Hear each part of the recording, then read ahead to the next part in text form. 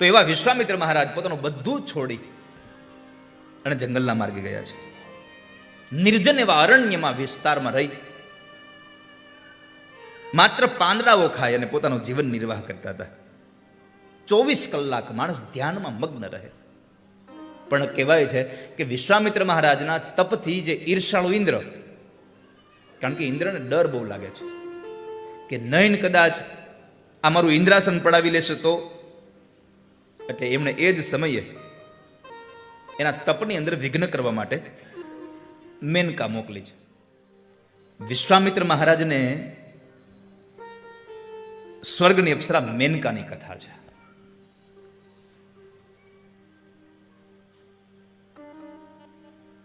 એક ઉર્વશી ને એક મેનકા. ઇન્દ્રએ આને જ બધું હોપ્યું, બધું કામ. તો વિશ્વામિત્ર મહારાજ જપ તપ કરતા હતા, આંખો બંધ કરી અને તપશ્ચર્યા કરે. વર્ષોથી તપશ્ચર્યા કરતા હતા. વિષયોનો સમસ્ત સંસારનો ત્યાગ કરી અને પોતે જંગલમાં જઈ તીર્થના ક્ષેત્રોમાં બેસી અને ભગવાનની ઉપાસના કરતા હતા. જો આ ભલે વિશ્વામિત્ર મહારાજે સંસાર છોડી દીધો, આપણે કઈ સંસાર છોડવાની વાત છે નહીં. આપણે તો સંસારમાં રહીને ભગવાનને ભજવાની વાત છે. કોઈ એમ કહેતા હોય કે સંસારમાં રહીને ભગવાન ન મળે, તો એ વાત ખોટી છે. સંસારમાં પણ ભગવાન મળે છે. ઘણા બધા નથી કહેતા ભગવાનને ભજવા હોય તો હવે જંગલમાં આવી જવું પડે, મૂકી દેવું પડે બધું. ના, નરસિંહ મહેતા સંસારી હતા, મીરાબાઈ સંસારી હતા, સંત તુકારામજી મહારાજ સંસારી હતા. બરાબર? કબીર મહારાજ સંસારી હતા. કબીર મહારાજે ઘરમાં રહીને ભગવાનને ભજ્યા છે. આખા જગતને ખબર પડી કે કબીરને ઘરમાં ભગવાન મળ્યા, ઘરમાં રહીને ભગવાનને ભજી શકે. પણ ઘરમાં ભગવાન ક્યારે ભજાય? એકબીજાના અનુકૂળ બધા હોય તો. એટલે એક ડાયો માણસ, જરા વધારે ડાયો હશે, ભણેલો ગણેલો, એને એમ થયું કે આવું તો બને જ નહીં. ઘરમાં કોઈ દી ભગવાન મળે ને, ઘરમાં ભગવાન મળતા જ બધા લોકો સાધુ શું કામ થવા જાય? અમુક અમુક સાધુના પ્રકાર હોય, અમુક અમુક કંટાળીને સાધુ થયા હોય.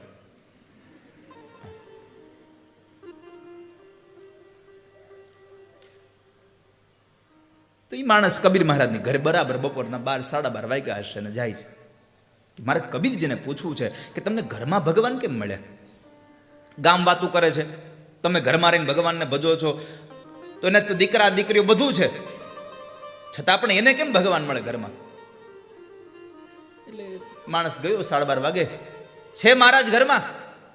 અરે આવો આવો ભાઈ, કોણ? આવો. એ સમયે કબીર મહારાજ રેડિયો ચલાવતા હતા અને રૂ કાઢતા હતા, તાર બનાવતા હતા. બેસો, બેસાડ્યા. બોલો ભાઈ, શું હતું? એટલે ઓલું માણસ કહે છે કે મેં સાંભળ્યું છે તમે ઘરમાં રહીને ભગવાનને ભજી શકો છો. હા ભાઈ, કેમ નહીં? અરે પણ તમારા પત્ની ઘરમાં હોય, તમારા બાળકો ઘરમાં હોય, આ બધું અડચણ ન થાય તમને? તમે ભગવાનમાં કેમ ભજન કરી શકો ઘરમાં? કબીર મહારાજ કહે છે બેસો, હમણાં ખબર પડશે તમને. કબીરે અવાજ કર્યો, સાંભળ્યું? એ તાર તૂટી ગયો છે, જરાક દીવું આપી જાજો ને. કબીર મહારાજના પત્ની એ સમયે ફળિયાની અંદર વાસણ સાફ કરતા હતા. વાસણનું કામ પડતું મૂકી રસોડામાં ગયા, દીવો પ્રગટાવ્યો, આવી અને ઓરડામાં મૂકી ગયા કબીર મહારાજ પાસે અને ચૂપચાપ બેસી ગયા. કબીર મહારાજ કહે છે હું જો એટલા માટે ભગવાનને પૂજી શકું છું. ઓલો માણસ વધારે વિચલાયો કે એક તો હું પ્રશ્ન લઈને આવ્યો તો તમે ઘરમાં કેમ ભગવાનને ભજી શકો છો, અને એમાં વળી પાછું તમે નવું કૃત્ય ઊભું કર્યું, આમાં મને કઈ સમજણ ન પડી. કબીર મહારાજે બહુ સુંદર જવાબ, ભાઈ હું ભગવાનને એટલા માટે ભજી શકું છું, મારા પરિવારના લોકો મને અનુકૂળ થઈને રહે છે. મને અનુકૂળ છે મારા પરિવારના લોકો. અત્યારે કેટલા વાગ્યા છે? તો કે 12:30. અત્યારે સૂરજ ક્યાં હોય? માથા પર. અંધારું છે કે અંજવાળું? અંજવાળું. અહીં તાર તૂટ્યો છે? નહીં. છતાં મેં મારા પત્નીને કહ્યું કે મારો તાર તૂટી ગયો, જરા દીવો દઈ જજો ને. પોતાનું કામ પડતું મૂકી અને દીવો પ્રગટાવીને મને દઈ ગયા, ચૂપચાપ જતા રહ્યા. આની જગ્યાએ જો બીજી કર્કશા હોત તો તરત બોલી હોત કે મારો બાપ માથા ઉપર આપ્યો, ભગવાને આંખમાં કપાળ નથી આપી નથી 2 આંખું. મારી પત્ની મને અનુકૂળ છે, મારા બાળકો મને અનુરૂપ છે, એટલા માટે હું ઘરમાં રહીને પણ ભગવાનને ભજી શકું છું. સંસારનો ત્યાગ કરવાની જરૂર નથી. સંસારમાં રહીને સંસારની વાસના અમુક સમયે ત્યાગ કરવાની જરૂર છે ખાલી. બાકી ઘર છોડ કે બન મેં બાસ કિયો, મન બાસના તો ત્યાગ કિયો નહીં. તમે ઘરમાં ઘર છોડી અને સંસાર છોડી અને તમે કદાચ જંગલમાં વયા જાઓ, પણ જંગલમાં જેને તમારા મનમાંથી ઘર ન છૂટે તો તમારું કામ ન હોય. ઘર છોડ કે બન મેં બાસ કિયો, મન બાસના કો ત્યાગ કિયો ही नहीं. અને સતભોગ હરિ કો દિયો ही नहीं. ભગવાનને કોઈ દી સતભોગ ના આપ્યો હોય તો એ શું કામનું છે વાલા? તો એવા વિશ્વામિત્ર મહારાજ પોતાનું બધું છોડી અને જંગલના માર્ગે ગયા છે. નિર્જન એવા અરણ્યમાં વિસ્તારમાં રહી માત્ર પાંદડાઓ ખાય અને પોતાનું જીવન નિર્વાહ કરતા હતા. 24 કલાક માણસ ધ્યાનમાં મગ્ન રહે. પણ કહેવાય છે કે વિશ્વામિત્ર મહારાજના તપથી જે ઈર્ષાળુ ઇન્દ્ર, કારણ કે ઇન્દ્રને ડર બહુ લાગે છે કે નયન કદાચ આ મારું ઇન્દ્રાસન પડાવી લેશે તો, એટલે એમણે એ જ સમયે એના તપની અંદર વિઘ્ન કરવા માટે મેનકા મોકલી છે કે જાઓ તમે જઈ અને વિશ્વામિત્ર મહારાજનું તપ વિઘ્ન કરી દો. એટલે મેનકા આવે છે અને જે જગ્યાએ વિશ્વામિત્ર મહારાજ બેઠા હતા ત્યાં મેનકા નજીક આવી અને એમણે એકદમ સુરીલા અવાજની અંદર એવો ગાયન કર્યું, એવું આલાપ કર્યો અને કર્ણપ્રિય એ ગાયન ઋષિવરના કાનમાં અવાજ સંભળાયો.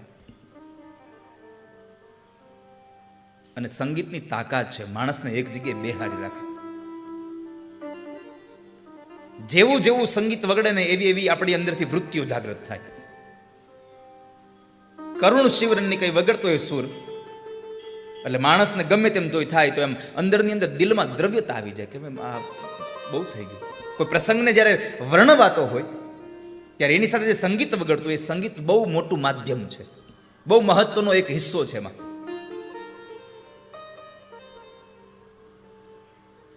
શૂરવીરો જ્યારે મેદાનમાં રમવા જાય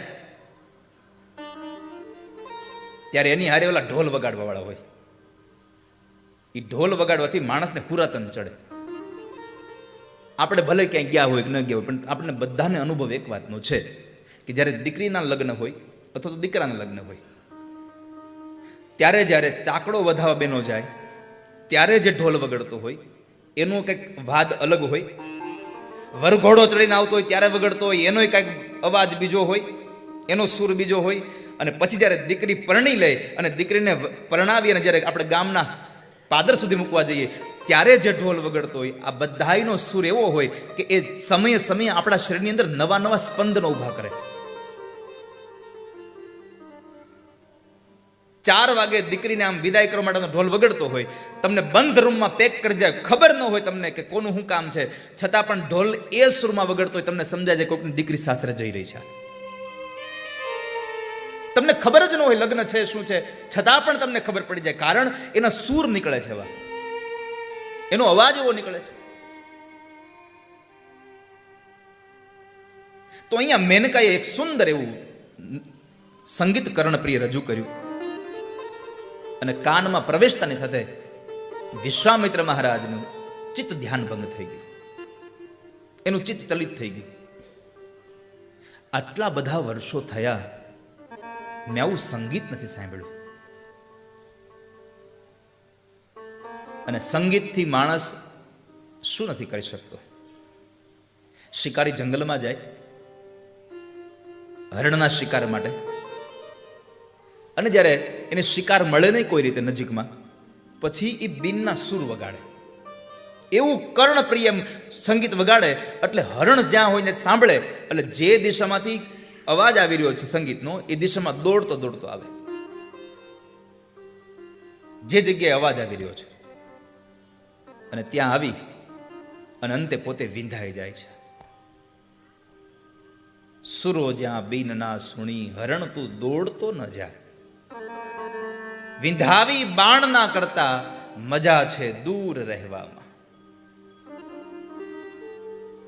સમીપ સંતાપ છે જા જા, મજા છે દૂર રહેવામાં. તો તો વિશ્વામિત્ર મહારાજના આટલા વર્ષોનું તપ હતું, છતાંય એ તપ એનું ચિત્ત ચલિત થઈ ગયું કે મેં આટલા વર્ષોમાં આવું સંગીત ક્યારેય સાંભળ્યું નથી, આ કોણ વગાડતું હશે? એવો વિચાર થતાની સાથે જ એણે પોતાની આંખો ઉઘાડી અને જ્યાં જુએ તો એક રૂપના અંબાર જેવી મેનકા સ્ત્રી ત્યાં નૃત્ય કરી રહી છે, સંગીત વગાડી રહી છે. આ બધું જ એ જોતાની સાથે બધું જ ભૂલી ગયા.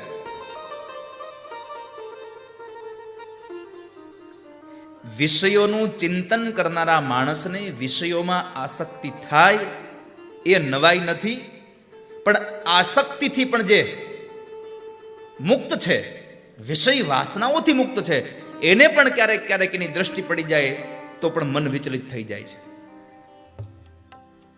પણ કહેવાય છે આ વિષયની આસક્તિ આ ઋષિને પોતાનામાંથી વિવેકહીન કરી નાખ્યા છે. આટલા વર્ષોની તપશ્ચર્યા હતી અને એમાં પણ પેલી મેનકા સ્ત્રીએ ઇન્દ્રએ મોકલેલી હતી. એના હાવભાવ, એના કટાક્ષ, એના અંગ પ્રત્યંગના દર્શન અને એમાંને લઈ એને જે વસ્ત્રાલંકારો પહેર્યા હતા એ પ્રદર્શિત થનારા એના એ ભાવો, એમાં ઋષિવર મોહી ગયા હતા. એની આજુબાજુ મંડ્યા ભમવા. મેનકા સાથે મેલાપ થયો, વાતચીત થઈ અને પછી વાત આગળ જે વધી એમાં માટે મહાપુરુષો કહે છે પછી તો પૂછવું જ શું? જે ઋષિએ વર્ષોથી તપશ્ચર્યા કરતા હતા એને બધું જ પોતાનું જ્ઞાન છોડી દીધું, પોતાની તપશ્ચર્યા છોડી દીધી, પોતાની આધ્યાત્મિકતા છોડી દીધી. બસ એક જ વાત રહી, હવે શું કરવું, શું ન કરવું, શું કરવું, શું ન કરવું, આવા પ્રશ્નો ઉદ્ભવ થઈ ગયા. હું કોણ છું? હું શું કરી રહ્યો છું? હું જે વસ્તુ કરી રહ્યો છું એનું પરિણામ શું આવશે? એની કોઈ ચિંતા કર્યા વગર એમણે અંતે પોતે બધું જ વિસરી બેઠા. મેનકામય બન્યા છે, એની સાથે ઘણા લાંબા કાળ સુધી એમણે રમ્યા છે અને અંતે કહેવાય છે કે એમણે એક દીકરીને જન્મ આપ્યો છે મેનકાથી. વિશ્વામિત્ર ઋષિ દ્વારા મેનકાને એક દીકરી થઈ, એનું નામ છે શકુંતલા. શકુંતલા નામથી એ કન્યા થઈ. વિશ્વામિત્ર મહારાજના મોહમાં પડ્યા છે ને ઘણો સમય વ્યત્યા પછી એક વખતના સમય માણસને ભાન થઈ ગયું. જોજો, યાદ રાખજો, તમે ગમે તેવી સ્થિતિમાં હો પણ તમને એકવાર તમારું ભાન તો થાય જ છે, પણ એ જ્યારે તમને પોતાનું જે ભાન થાય એ સમયે તમે તમારો સમય સાધી લો તો હજી પણ તમે બેઠા થઈ શકો. પણ આપણે શું થાય છે, ભાન થયા પછી પાછા હજી એમાં પડ્યા રહીએ છીએ. ભાન થઈ ગયા પછી પણ પડ્યા રહીએ છીએ. વર્ષો વયા ગયા પછી વિશ્વામિત્ર ઋષિને વિચાર આવ્યો, આ મેં શું કર્યું? એમણે મેનકાને પ્રશ્ન કર્યો કે સ્ત્રી, મેં સંધ્યા કરી કે નથી કરી? અને મેનકાએ જવાબ આપ્યો, સંધ્યા વળી શું ઋષિવર? સંધ્યા એટલે શું? તમે તો મારા રૂપમાં એટલા લોભાઈ ગયા છો, ક્યારના એવા ફસાઈ ગયા છો કે તમે તો તમારી સંધ્યા, તમારું ભજન, તમારું ધ્યાન આ બધું વિસરી ગયા છો. એક સ્ત્રીએ આટલો જવાબ આપ્યો, તમે બધું વિસરી ગયા છો. વર્ષો પછી ભાન થઈ ગયું કે મેં આટલું બધું કરી નાખ્યું. એના ઉપરનો પડેલો મોહનો પડદો હટી ગયો અને એ જ સમયે સ્થિતિનું ભાન આવ્યું. હું કોણ છું? હું શું કરી રહ્યો છું? હું ક્યાં અટવાયો છું? હું તો મહાન તપસ્વી, હું વનવાસી વિશ્વામિત્ર છું. તપ એ જ મારું પરમ ધન છે. અને આ જગતમાં ભગવાનના ભક્તોનું ધન સ્વયં ભગવાન છે. ભગવાનના ભક્તોનું ધન સ્વયં ભગવાન છે. માઈ મેરો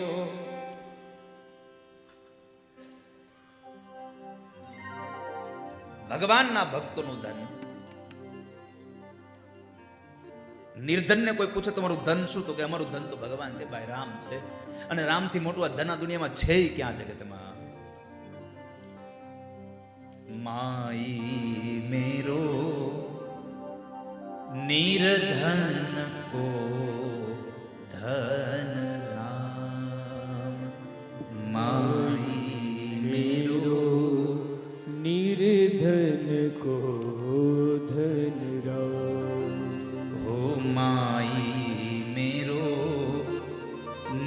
નિરધન કો ધન રામ.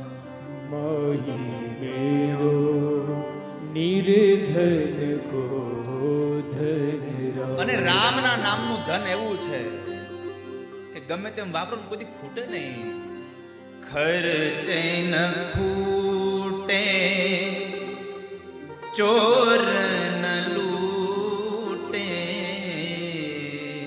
ખર્ચે ના ખૂટે, ચોર ના લૂટે. ખર્ચે ન ખૂટે, ચોર ન લૂટે. ખર્ચે ના ખૂટે, ચોર ના લૂટે. ભીડ પડે આવે કામ, માઈ મેરો નિર્ધન કો. જ્યારે ભીડ પડે ત્યારે આપણને આપણા ઘરમાં તેજુરીમાં પડેલું ધન કામ નથી આવતું, ભગવાનનું નામ કામ યાદ આવે છે. પરમાત્માનું નામ મને તમને કામ આવ્યું છે. ભલે ઘરમાં કાંઈ ન પડ્યું હોય, આખી નાગરી નાતને જમણવારનું આમંત્રણ દઈ આવે, પછી ચિંતા કોણ કરે? કૃષ્ણ કરે. ચિત્ત તુષિદને ચિંતા ધરે, કૃષ્ણને કરવું હોય તે કરે. તું શા માટે ચિંતા કરે છે? ધાર્યું તો ભગવાનનું થશે, તારું નહીં થાય. તું ગમે તેટલું કરે. ઉંદર કાપે કરંડિયો, સાપ ઉંદરને ખાય. અંધારા ઓરડામાં કરંડિયો પડ્યો હોય ને, સાપને ઓલા ઉંદરને ભૂખ લાગી હોય એટલે કરંડિયો કાપી નાખે. લાવ આમાંથી કંઈક ખાવાનું લઈ લઉં, પોતે જ ખવાઈ જાય. ઉંદર કાપે કરંડિયો, સાપ ઉંદરને ખાય. ઉદ્યમ કરતા અવળું પડે. તું ગમે તેટલા મહેનત કરી લે, પણ ભગવાન ધારે ને તો તું ઊંધું નાખતો ચતું પડે, અને બાકી તું ધાર તો ચતું નાખતો ઊંધું જ પડે. ભગવાનની ઈચ્છા હોય એમ થાય. ઉદ્યમ કરતા અવળું પડે, ધાર્યું ધણીનું થાય. માઈ મેરો નિરધન કો ધન રામ. માઈ મેરો નિર્ધન કો ધન. અને જેમ જેમ દિવસો ઉગતા જાય તેમ તેમ તમારા રામના નામનું ભજન કરતા જાવ, એમ તમારું ધન વધતું જાય. દીન દીન સૂરજ સવાયો ઉગે. દીન દીન સૂરજ સવાયો ઉગે. દીન દીન સૂરજ સવાયો ઉગે. દીન દીન સૂરજ સવાયો ઉગે. ઘટ ઘટતન એક છદા, ઘટકન એક છદા. માઈ મેરો નિરધન કો ધન રામ. માઈ મેરો નિર્ધન કો ધન. એક લાકડાના બાજોટ ઉપર એક ભગવાનના એક સફેદ શ્વેત વસ્ત્રને બિછાવી અને ભગવાન રણછોડરાયનો ફોટો મૂકી દે અને ઘીનો એક દીવો કરી અને આંખમાંથી અશ્રુની ધારા સાથે ઉજ્જમબાઈ એમ કહે કે હે ઠાકોર, હે ડાકોર વાળા, મારા ધણીની નોકરી જાય એનો ડર નથી, અમે જેને ભજ્યો છે એનું બાનાનું પત જાય એનો ડર લાગે છે. તમે વેલા પધારજો. અને આપણે બધાએ પ્રસંગ સાંભળ્યો છે કે કોયલી ગામનો મનસુખરામ માસ્તર ડાકોરમાં જાય, વડોદરાથી ઇન્સ્પેક્શન અહીંયા કોયલી ગામમાં આવે, અને એટલું જ નહીં, ડાકોર વાળો ત્યાંથી મનસુખરામનું રૂપ લઈને વળી પાછો કોયલી ગામમાં આવે છે. વાલા દીન દીન સૂરજ સવાયો ગે. દીને દીન આ ઉજમભાઈ માટે હવાયો સૂરજ ઉગ્યો તે દિવસે, કારણ પોતાનો પતિ નિશાળે ન ગયો, પણ એનો પતિ જેને ભજતો હતો એ ડાકોર વાળો સ્વયં પોતે મનસુખરામ બની નિશાળે આવ્યો અને ભગવાન નોકરી કરવા આવ્યા. અરે કદાચ મનસુખરામ માસ્તરની નોકરી કરવા આવે એમાં નવાઈ નથી.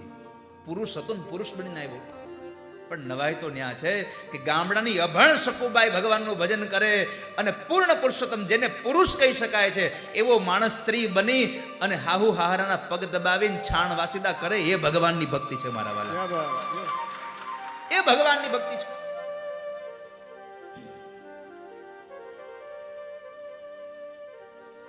શું ન કરે ભગવાન મારો ને તમારો ભાવ હોય તો. નાય સમાજમાં સેન મહારાજ થઈ ગયા.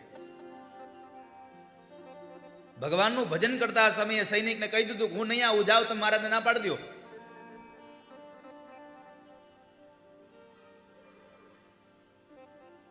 અને મહારાજ તો પછી મહારાજ જ હોય.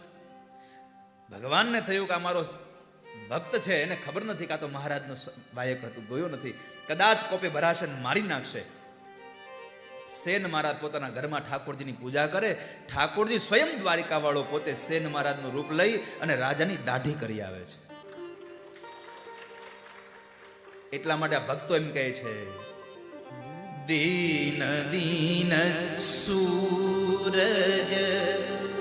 સવાયો ગે. દીને દીન સૂરજ. જ્યાં સુધી સેન મહારાજની દાઢી કરતા હતા, રાજાની દાઢી કરતા હતા, એની હજામત કરતા હતા, ત્યારે જે માન હતું એના કરતા જ્યારે ભગવાનની ભક્તિ કરીને સ્વયં ભગવાન દાઢી કરીને ગયા ને પછી રાજાને વધી ગયું માન કે આળો હાથ હેડ્યો મને આનંદ મળી ગયો. એટલે અહીંયા દીન દીન સૂરજ સવાયો ગે. દીને દીન સૂરજ પણ એને ભગવાનનું નામ પોતાનું કહું, ભગવાનનું નામ પોતાની પાસે રાખ્યું. જેને ભગવાનમાં મસ્ત બની ગયા છે. રામ નામ મેરે હૃદય में રાખું. राम नाम मेरे हृदय में राखूं. जो लोभी રાખે દામ, जो लोभी राखे दाम. माई मेरे निर्धन को धन राम. माई मेरे निर्धन को धन राम.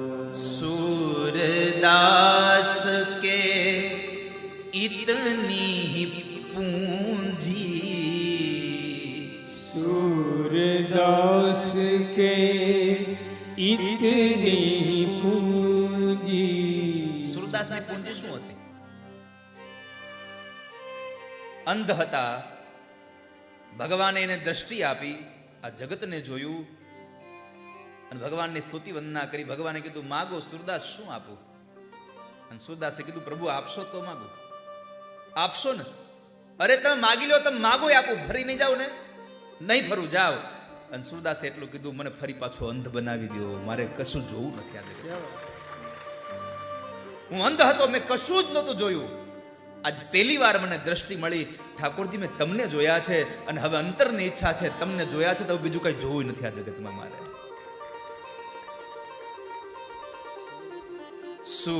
सूरदास के इतनी पूंजी, सूरदास के इतनी पूंजी, रतन मणि से नहीं काम, रतन मणि से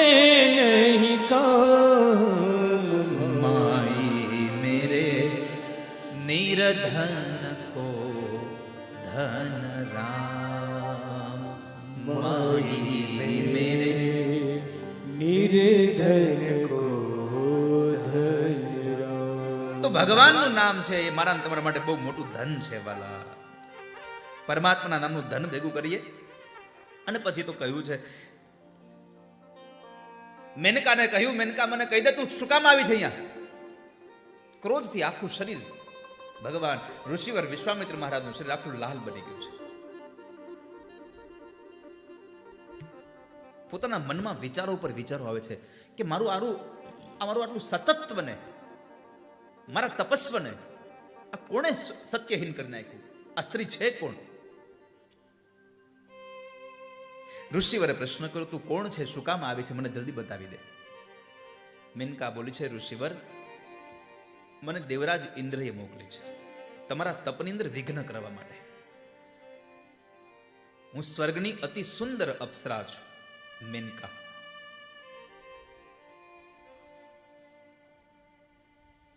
દેવો પણ મોહિત થઈ જતા હોય તો માનવની તો શું વિષાદ છે. વિશ્વામિત્ર મહારાજના અંગે અંગમાં ક્રોધ વ્યાપી ગયો અને પોતે બોલ્યા છે કે મારા મુખમાંથી શાપ બહાર નીકળી જાય એના પહેલા તું ચાલી જા. અનંતે પોતે ત્યાંથી ચાલી જાય છે, પોતે સ્વર્ગમાં આવે છે. વિશ્વામિત્ર મહારાજ કહે છે, હું તને જોવા પણ નથી માંગતો. મેનકા ચાલી જાય છે અને વિશ્વામિત્ર મહારાજે ધૈર્ય ધર્યું છે.